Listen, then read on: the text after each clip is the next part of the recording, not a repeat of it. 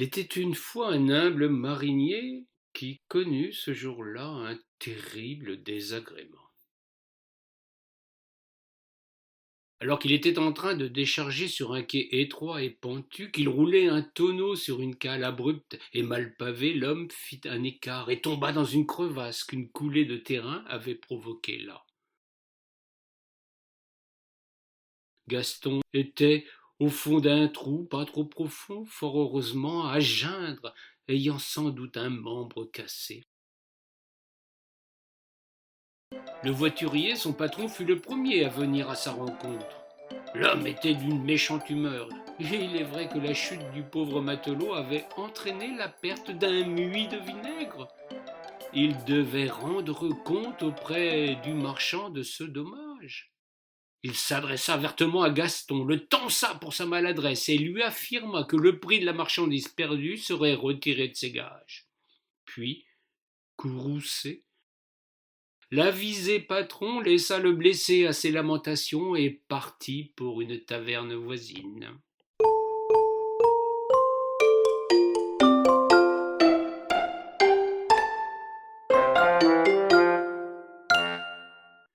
Un garde champêtre prit le relais. Le fonctionnaire vint faire remarque à notre ami Gaston qu'une pancarte mettait en garde les passants contre l'instabilité du terrain en ce lieu. Il avait donc agi bien à la légère en poussant un tonneau en cet endroit. Il ne devait s'en prendre qu'à lui-même et cesser d'importuner les passants par ses plaintes. Puis l'homme partit sans autre forme de procès.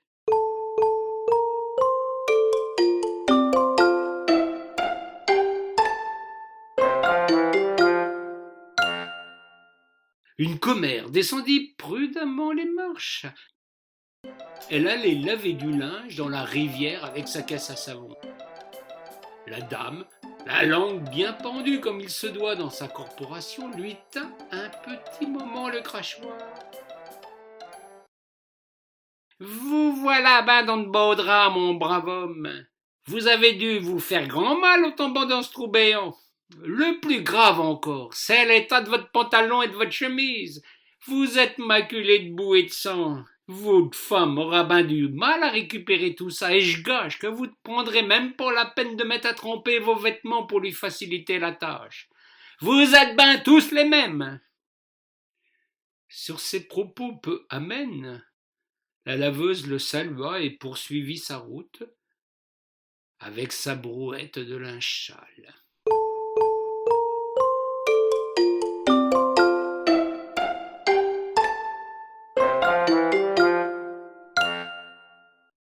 C'est alors qu'une troupe de chenapans se présenta à lui. Les écoliers rentraient de la communale. Ils avaient l'humeur badine de ceux qui ont terminé une corvée. Ils saisirent l'aubaine qui se présenta à eux pour s'offrir un tour pendable. Le plus déluré de ces drôles déclara à la cantonade que l'air sentait le vinaigre et qu'il convenait de rincer à grande eau l'endroit. Sitôt dit, sitôt fait, un suiveur alla remplir un seau dans la Loire voisine et le jeta sur la tête du pauvre Gaston. Les gredins s'enfuirent en riant aux éclats de leur vilaine action.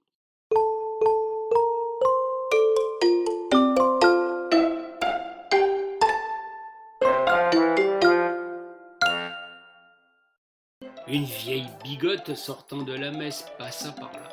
Elle était encore confite en dévotion, jouant du chapelet pour égrener de nouvelles prières quand elle entendit les plaintes du blessé. Elle s'approcha de son piège et lui tint ce langage. Je vous reconnais, mauvais diable, c'est vous qui tout à l'heure blasphémiez à qui mieux, redoublant de jurons et de grossièreté quand vous déchargiez le chaland. Le Dieu vous a puni, et je ne peux que m'en féliciter.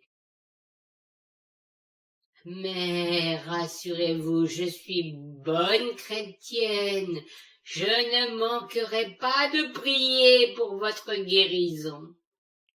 Et la vieille, de s'en retourner chez elle, avec la satisfaction du devoir accompli.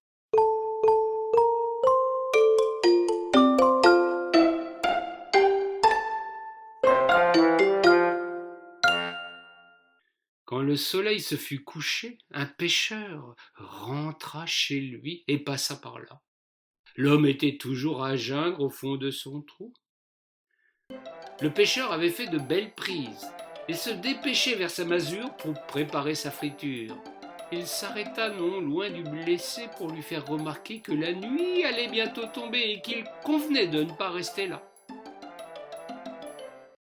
Puis, reprenant tout son attirail, il s'en alla vers sa demeure.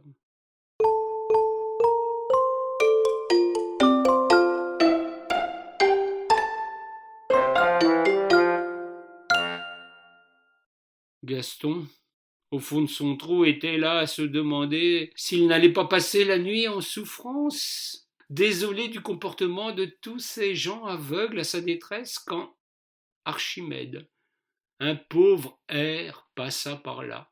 Il s'approcha de la béance d'où venaient les lamentations. Il ne demanda rien à Gaston, ni son nom, ni même ce qui pouvait expliquer sa présence ici.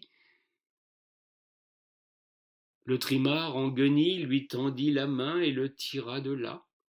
Puis, voyant le vilain angle que faisait sa jambe, il le chargea sur son dos pour le porter jusqu'au presbytère. Il toqua à la porte. Le curé ouvrit.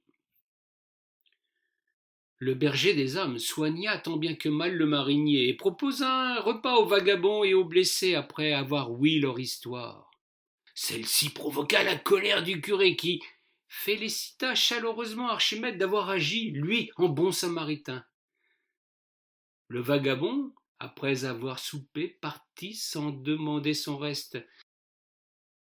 Il n'avait sur lui ni laissez-passer, ni attestation de déplacement dûment validée par la maréchaussée.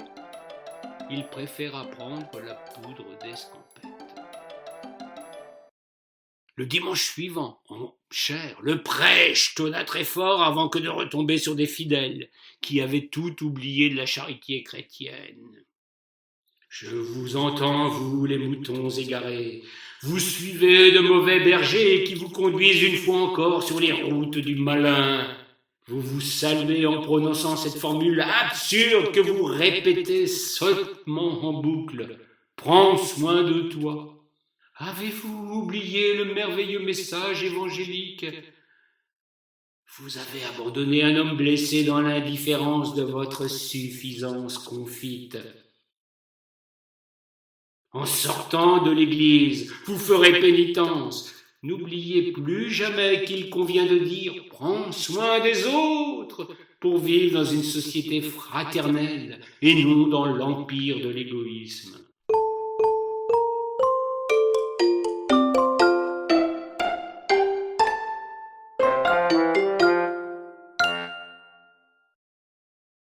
Gaston, quant à lui, se remit fort heureusement de sa blessure, mais garda toujours un léger boitement de cette aventure. Il prit l'habitude dans les tavernes où il s'arrêtait de laisser désormais à l'aubergiste un sou pour qu'il offre à boire au premier chemineux qui passerait par là, en espérant que l'inconnu qui l'avait tiré de ce mauvais pas serait celui-là.